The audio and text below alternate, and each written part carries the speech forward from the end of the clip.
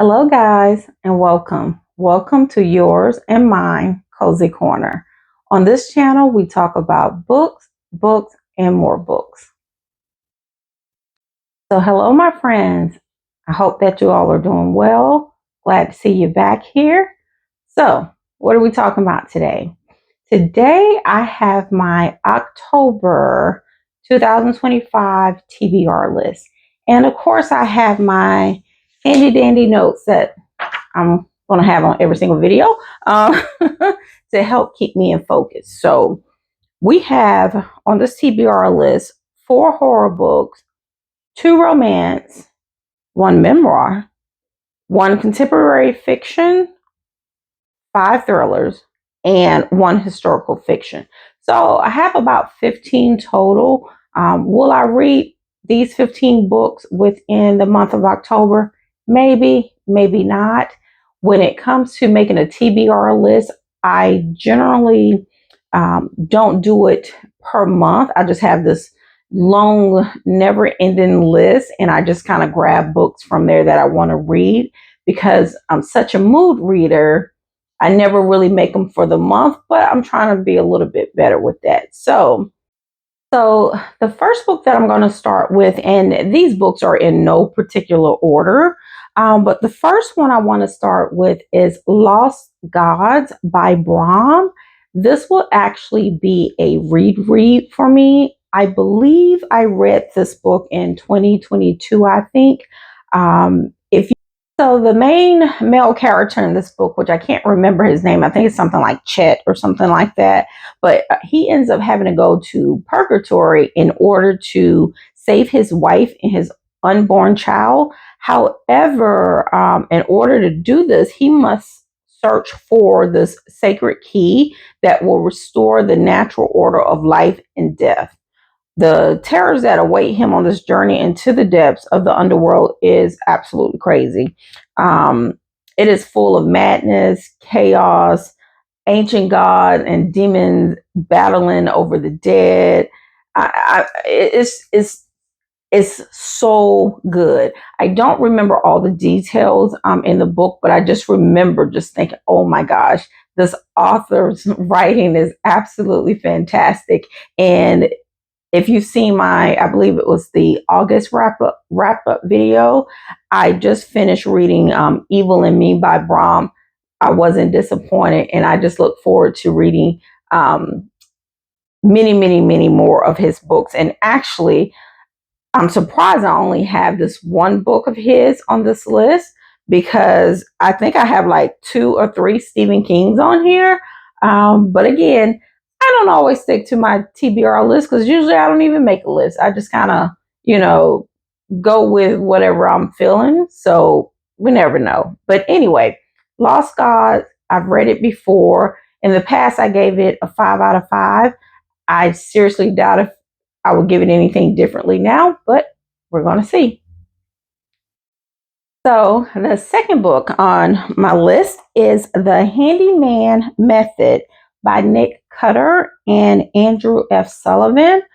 I have never, not to my knowledge, I have not read any books by Andrew F. Sullivan before.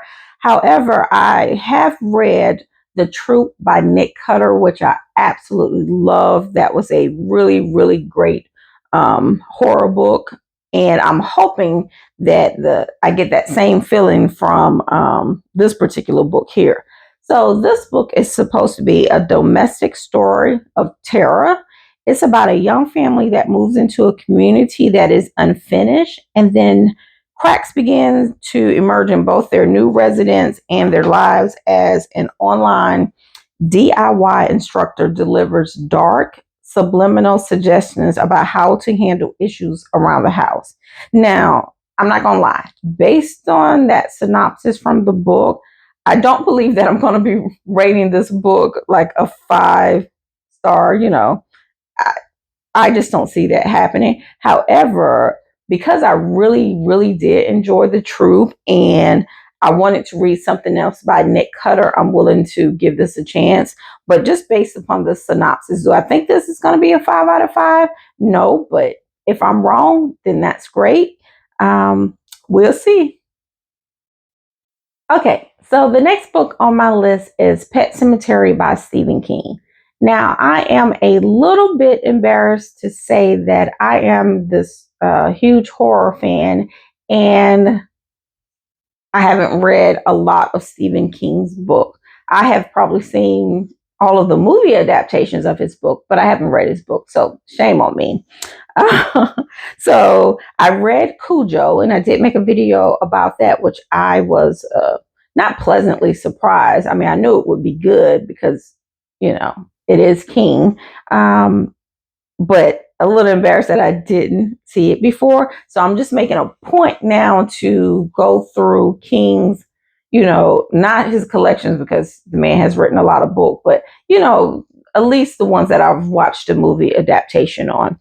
But anywho, so we have Pet Cemetery. This is about the Creed family that moves from Chicago into this beautiful old house in rural Maine. They seem to be this perfect family. The dad is a doctor, beautiful wife, son, and daughter. In the beginning, everything really seems, just all perfect, almost too good to be true. The so the only issue appears to be that these trucks on the road by their house may travel a little too quickly, and this is evident by the makeshift grave in the backyard. I'm sorry, not backyard, in the nearby woods where generations of children have buried their beloved pets. But beyond that, has a blood chilling truth, more terrifying than death itself, and hideously more powerful. I like that sentence. Anyway, Dr. Creed, Dr. Creed has been warned not to venture beyond the borders of the graveyard, where another burial ground lures with seductive promises, ungodly temptation. The Creeds are going to learn that sometimes dead is better. Now, I've seen the movie, so of course I know what's going to happen, but it's still not the same as reading a book. And even if I read the book, if it's good, I'm gonna reread it because I don't know. Maybe it's just me, but I don't remember like the details of a book when I read it. But it's not any it's not like I have less satisfaction when I read it over again. So even though I know the main point and what's going to happen, I think it's definitely worth a read for me. Okay, so the next book I have on this list is another Stephen King. And I don't know which book he is most famous for, but I am willing to bet that if you ask someone to name at least two Stephen King's books, that this will be one of them. And that, of course, is none other than Misery. So, this is a horror, suspense, thriller, adult fiction. Again, I saw the movie, but I never read the book. So, this is about a best selling author named Paul Sheldon that met his biggest fan, Annie Wilkes. Paul ends up getting into a car accident, and Annie ends up helping him by becoming his nurse. Now, Annie is a huge fan of Paul's books about misery. So, when she learns that he plans to end the series by killing off misery, well, things go awry. Y'all seen the movie? I've seen the movie. I know the book is going to be good, and I can't wait to read it. Okay, guys, so next on the list we have Brennan and Sebastian Hate Each Other by Bethany Turner. So, this is a contemporary, clean adult romance, and it has that enemies to lovers trope. So, this is about a young lady who was considered America's ray of sunshine as a co-host on a popular morning show. She was considered the girl next door who never exuded anything other than positivity and poise. But she had one huge on air mistake that exposed her snarky side. And now she is back in her hometown of Colorado in a last ditch attempt to convince viewers she isn't the mean girl they think she is. But the town hold painful memories that she's not ready to face. So this would actually be my first it's not my first Christian book, but it's my first Christian romance. Well, actually that's not true.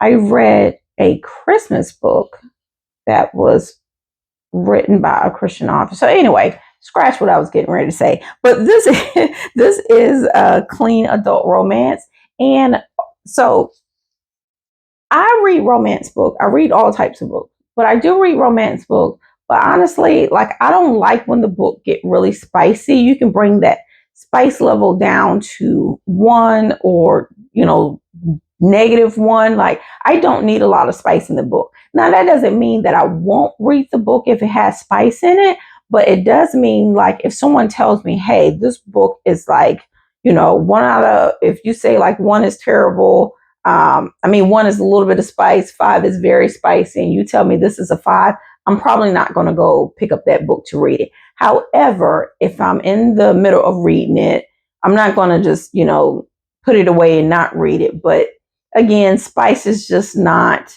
something that I have to have in a book. I don't even look forward to it being in there. If it's there, it's there, but not needed. So anyway, I look forward to reading this one here. Okay, so next we have Get a Life, Chloe Brown by Talia Hibbert. And I've told y'all, if I mispronounce your name, or y'all hear me mispronounce her names, I'm sorry. I'm famous for doing that. It is what it is. Sorry. But this is a contemporary adult romance with, again, the enemies to lovers trope. This is actually a series, though. This is book one of three in the Brown Sisters series. And I found myself really enjoying series. I didn't enjoy them as much before, but now I kind of just, look forward to it. Now, I don't know if this is one of those books that you can read as a standalone. Well, it's the first book, so that's fine. But I mean, the other two, like, I don't know if those are standalones or what, but it's definitely a series, and this is number one. So this book is about a young lady named Chloe Brown who is chronically ill and almost dies. Because of this, she decides to get her life together, and she does this by coming up with six directives. The first was moving out of her family's glamorous mansion, which she did, but being bad is a bit of a challenge to her, so she needs the help of a bad boy. So she enlists the help of Redford, and they call him Red Morgan, who she secretly spies on and learn more about him than she expects. So I think this is going to be kind of a fun, cutesy type of read. And with the thriller and the horror book that I have, sometimes you just need that palate cleanser. And I think these romance books, will do that. Okay, so next we have The Tennis Partner by Abraham Verghese. So if you've seen my other video, I don't remember which one it's in, but I have mentioned him before because he is the author of The Covenant of Water, which is the first book that I ever read by him, and it's absolutely wonderful.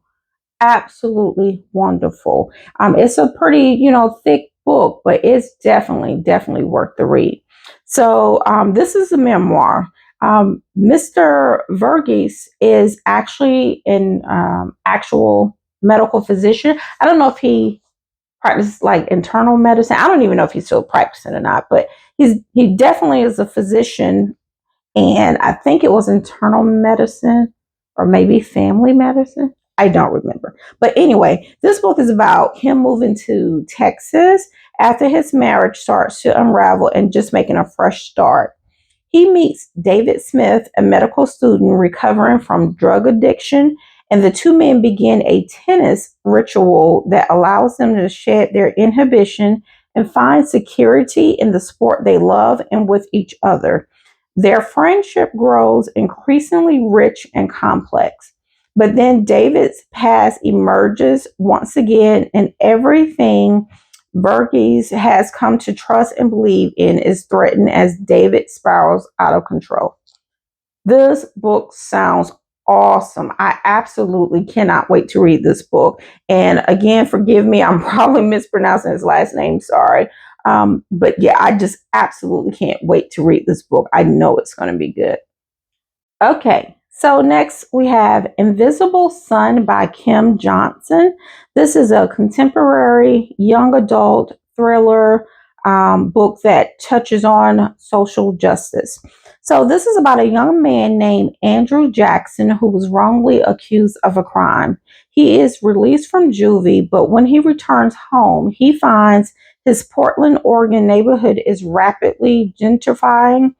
COVID has shut down his school, and the girl he loves has moved on. He learns that his longtime crush, Sierra, that her brother Eric is missing, and the facts don't add up as their adopted parents fight to keep up the act that their racially diverse family is picture perfect. If Andrew can find Eric, he just might uncover the truth about his own arrest. But in a world where power is held by a few and Andrew is nearly invisible, searching for the truth is a dangerous game. Now, I have this love hate thing with YA books. I definitely don't tend to like any YA romance. And definitely, if you're trying to put too much spice in it, I'm not going to like it. I don't relate to it, and I'm not going to like it. However, I have a sneaky suspicion that this is going to turn out to be just a 5 out of 5. I have never read any books by Kim Johnson, but just the way the synopsis reads, I'm just so excited to read this book. Actually, okay, so next on the list is Hold My Girl by Charlene Carr. This is a contemporary literary adult fiction. Okay, this is about two women named Catherine and Tess who both go through IVF treatment and both conceive. Unfortunately, Tess's daughter was stillborn, and Catherine starts to notice that her child's complexion doesn't match hers, so she starts to have doubts. A year later, they find out that their eggs were switched. And that's all I need to read from the synopsis to know that this book is probably going to have me in a chokehold. Okay. It's going to have me in a chokehold, but I'm here for it. Okay. So next, I have 14 Ways to Die by Vincent Ralph. I have never read a book by this author, but I believe this book was highly rated on Goodreads, I think, but I totally could be making that up. But anyway, this is a murder, mystery, suspense thriller, YA fiction. So we have the Magpie Man, that I'm guessing is a serial killer. And we have Jess, who is the star of a YouTube reality series. Jess' mother was murdered 10 years ago by the Magpie Man. He was never caught, so she is using her platform to catch the killer once and for all. Um, like I said earlier, I kind of have this love hate thing with YA books, and I have more misses, you know, with YA books. So I hope this is not a miss, but a read is a read, I suppose. Even though sometimes you're just like, oh my gosh, what did I just sit here and read? But anyway, I think if I recall correctly, that this did have a pretty, decent rating on Goodreads, but I don't know. We'll see. Okay, so next we have Kill for Me, Kill for You by Steve Kavanaugh.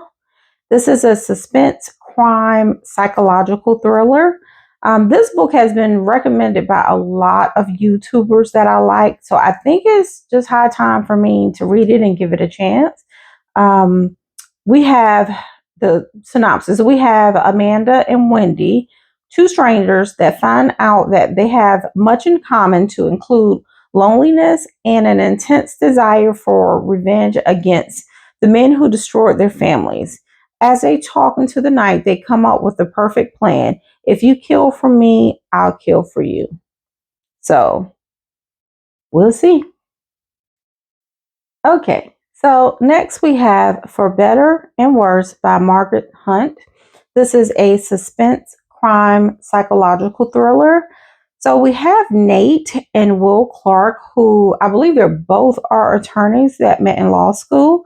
They bonded over drinks, dinner, and whether they could get away with murder. They are now married and will be tested on the latter as an unchecked danger in the community places their son in jeopardy. Nate, a criminal defense attorney, refuses to rely on the broken legal system to keep her family safe.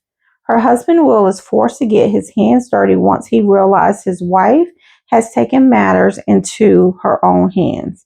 Now, I can't wait to see what pushes Nate to take matters into her own hands, especially being an attorney now. I know she knows how the system works, but this must be something that she really feels like she needs to take care of. Um, because I'm certain what she's probably doing is not legal. Anyway, can't wait to read that. All right, guys, hang in there with me. I'm almost done. The next book that we have is The Mirror House Girls by Faith Gardner. I'm going to tell you, this is probably one that I'm really, really, really excited to read. And unfortunately, this is probably going to be one that I have to purchase because I don't have it at my local library. So that's kind of a bummer. But anyway, this is a suspense horror psychological thriller. And this is a book about cults. Now, I've read books that have, they mention cults in the book, but I've never read a book just about cults. So this would be my first. So we have Winona, who rents a room at the Mirror House. She is hoping to make new friends, but ends up getting a family, one led by a charismatic psychologist named Simon Spellmeyer. But if she wants to stay at the house, she has to follow his strange protocols for self improvement. Warning bells chime, but she ignores them, which you should never do. And soon, his vision for the future spirals into a dark direction. The group relocates, but the bond in the house grows, fractured by mistrust until she's trapped among people she hardly recognizes, including herself. This sounds just so good to me. I cannot wait to read this. I feel like this is going to be one of those books that have me like screaming and yelling out loud, and or at least I hope that it does. I mean, that gets me really excited. So I don't know, we shall see. All right, and next to the last book we have The Kill List by Nadine Matheson. Again, I'm sorry if I'm saying your name wrong or her name wrong, but this is a mystery crime suspense thriller. This is about a serial killer. So we have DCI Harry Rhymes, who arrested a man named Andrew Streeter for the brutal murders of 5 young people. Streeter had the kill list in his home and was convicted of all 5 crimes. And this was about 25 years ago. Now, Streeter's convictions are being overturned. New evidence implies the original investigation was corrupt. This comes as a shock to D.I. Henley because Rhymes was her old boss and he's no longer alive to defend himself. But when the killings started up again, Henley must face the truth. Rhymes got it wrong 25 years ago. Henley and her team reopened the original murder cases, but they must put their personal feelings to one side because the real killer is still out there and he's working his way through a new kill list. Sounds interesting. Sounds interesting. Can't wait to read this as well. Okay, number 15, last on the list here. Ours by Philip B. Williams. This is the only historical fiction that I have on this list, but it is historical literary fiction with a bit of magical realism and fantasy. This novel is set in mid 19th century America. We have a woman named Saint who is a fearsome conjurer who, in the 1830s, annihilates plantations all over Arkansas to rescue the people enslaved there. She brings those she has freed to a haven of her own creation, a town just north of St. Louis, magically concealed from outsiders named Ours. It is in the miraculous place that Saint's grand experiment, a truly secluded community where her people may flourish, takes root. But although Saint does her best to protect the inhabitants of ours, over time her conjuring and memories begin to betray her. Sound like dementia or Alzheimer's or something like that. But anyway, leaving the town vulnerable to intrusion by newcomers with powers of their own. As she cracks in as the cracks in Saint's creation are exposed, some begin to wonder whether the community's safety might be yet another form of bondage. Okay, this would be my first book. Let me see. Yeah, I'm pretty certain that I have not read any books by Philip B. Williams. So this will be my first read by this author. And I am going to say from the synopsis, I feel like this is going to be a 5 out of 5. Honestly, I think the books that I have selected are absolutely awesome.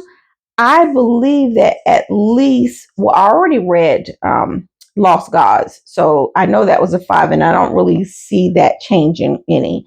And Invisible Sun, the tennis partner, well, let me say this about the tennis partner.